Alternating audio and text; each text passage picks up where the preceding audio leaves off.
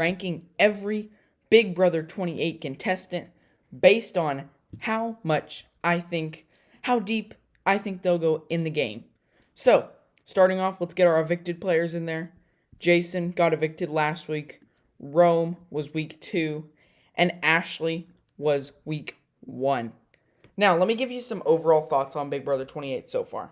So, keep in mind, my thing on Big Brother is I was not going to watch Big Brother this summer, but I had never watched it before.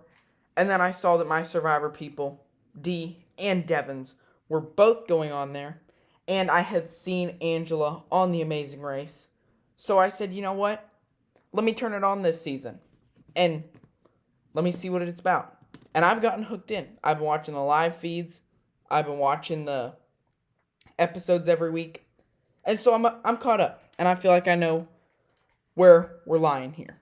So now that we got them out of the way, hold on, let me talk about them for a second.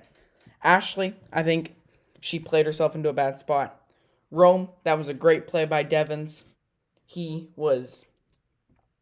think Rome shouldn't have told Devins who he wanted. Let me rephrase that.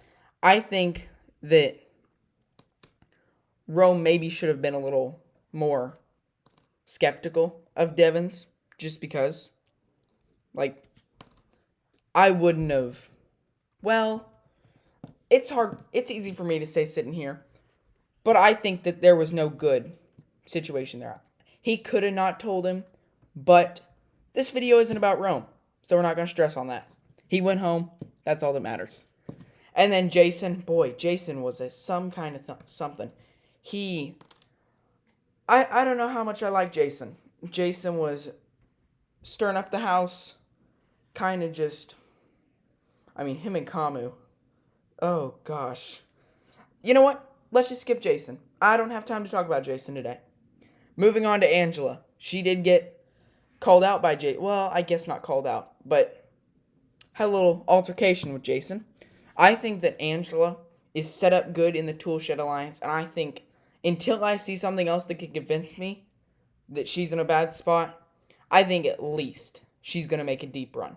I could see her BB28 self coming back and her getting a little chaotic. But as of now, I think she's set to make another deep run in the Big Brother house. Barrett, I do not like where Barrett is at. I think that it would be his best interest if Drew goes home, because the way I see it, he's closer with D. And so if Drew goes home, he has no reason to be over there. And especially if the Toolshed wins power next week, then I think I know he has a close relationship with D. So I think that if Drew's gone, Drew is no doubt his number one ally. I think D is probably number 2, if I'm not mistaken, just from what I've seen in the episodes. I've been watching a little bit of the live feeds, but I'm not 24/7 every day, so I may be missing something here. But the way I see it, I think at least he likes D. So I think there's a world where he gets pulled back over to the Toolshed with D. But I think if Drew stays, they will drift further and further to the other side of the house. I think Barrett is at least an early jury. I think that he's probably going to, like I said, if Drew stays, who knows what's going to happen. Especially, I know a lot of people in the Big Brother community thought Drew had the coin power last week or this week, but he doesn't. So Drew will probably get sent into the time capsule. Barrett might even be sent into the time capsule, and the time capsule can just throw out this whole game. Let's move on to Chuck. Chuck is kind of just there, right? Chuck he hasn't really added anything to this season. And overall, I don't know how to feel about Chuck. I'll say 50-50. There's a world where someone like Mallory or Melody puts up, I know there have been talks about them putting up Camu, Chuck, and Haley, all of the red corner. And maybe in a world where the physical threats of Haley and Camu win Veto and Blockbuster, then Camu's left on the block and they just say, we just want to get a member of the red corner out. Let's vote out Chuck. And I think that, yes, Chuck can also win. I think he has the ability to win a competition and get himself off the block. But for now, I don't see anyone going that far as to put up all the icons or put up all the red corner. But I do think with the right HOH, it could happen. So, Chuck is in 50-50. Moving on to my two survivors, D and Devins. They're both my winner picks. Am I biased as a Survivor fan? Maybe. But I do think they are the best positioned. They are, even if the tool shed disintegrates, they still have their crossover alliance, and they have the red corner alliance. And they're kind of dictating the game so far, winning those first two HOHs. And I do think that with Devins having the Diamond Power Veto and D having the BB Bribe this week, I think that this duo is set to make a very, very deep run, if not be in the final two and win. I think that in the ideal scenario, they wouldn't take each other to the final two, just knowing, because they're Survivor players. They know, especially D, she knows how to not take someone to, in her case, Final Tribal Council, where she knows how to win a jury vote. And I think she'll be self-aware enough, especially if Devins uses his Diamond Power Veto, to know that, hey, that's a big move on the resume, using the Diamond Power Veto. And so, if it is a game where they both just kind of lay low, except for that Diamond Power Veto move, then I think that she won't be dumb enough to take Devins to the final two. And I think that whoever wins that final HOH, if it's them two and someone else, like, say, Chuck, for example, I think they would take Chuck. I don't know about Devins, but I know D would take Chuck. Moving on to Drew. Like I said, I've been on the feeds, so just click off if you do not want the live feed spoilers. I'm filming this on Tuesday, so at this point I think they just had the veto ceremony. Taylor won the power veto, and Lyric was put up on the block. Where is Lyric? Is Lyric not on here? What? Where did Lyric go? Is anybody else missing? Hold on. 1, 2, 3, 4, 5, 6, 7, 8, 9, 10, 11, 12, 13, 14, 15, 16. Where'd Lyric go? Quick intermission. Hold on. Like I said, Lyric has been put on the block. I think Lyric is in a little bit of trouble.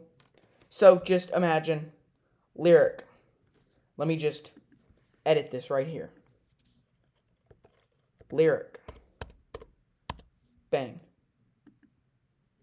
Right there. Just so you guys know. Lyric. She's in that category. Anyway, moving on to Drew. Drew is on the block this week. And I think if he does not win Blockbuster on Thursday, he will be going home. In the case of D and Devins, because, I got to relate this back to my Survivors as a Survivor fan, I think that if it's best for their game that Drew does not go home this week, because over Melody and Lyric, I think that Drew is a much bigger asset to their game. I think that Melody, she's not going to join you, and Lyric, she may join you, but I'm not sure, unless she loses all of the rest of her allies, which she kind of already has. I think that Drew, if they can pull over Barrett, they have a very high chance of pulling over Drew. And I think Barrett is leaning towards the tool shed. But after Haley did tell him that they may put him up as a pawn on Sunday's episode, I think he is leaning more towards the other side. But Drew, I think their time could be ending. But I hope not. I'd love to see more out of Drew. Then, Haley. Haley and Kamu, these next two. Boy, is the fandom is just, they are losing it over these two. And I personally, I think they're not bad. And am I crazy for saying that? I think that if one of these back people win, they may be going up on the block. But I do think that if they can survive that, I think Haley, she's in trouble. Kamu is also in trouble. I think that we'll just do them at the same time. But I think that Haley this week ruffling some feathers. I think if Melody makes it out of this week and gets power, Haley is gone. Or not gone, but she'll definitely be put up on the block. And I think Kamu will probably be put up on the block by Mallory. I think Mallory is the only one here who I see who could put up either all the icons or Haley, Chuck, and Kamu. And I think she's the only one left here who's willing to take that shot at the icons. Jason wanted to do it, but Jason, his game was so messy that you couldn't even understand it. Like 1 second he'd be, hey, if you get picked, pick me to play the veto. I'll use it on you. Pick me to play the veto. Just telling everybody what they want to hear. And, not to dwell on Jason, but that's not, when have you ever done that? Because he doesn't realize that everybody talks. And so that's going to blow up his game. When everybody did here at the tea party, hey, Jason, you came up to me and said this, but then I heard you say this. And so when you're telling everybody what you want to hear, and in the words of Rizzo in Survivor 49, I believe, when you're loyal to all, you're loyal to none. And that's exactly what happened with Jason. Is he tried to tell everybody what they want to hear. And something good for their game. And then they all talked amongst themselves. And he got sent home. Moving on to Latrice. I think that she is 50-50. I could see her skating by because she's not a threat.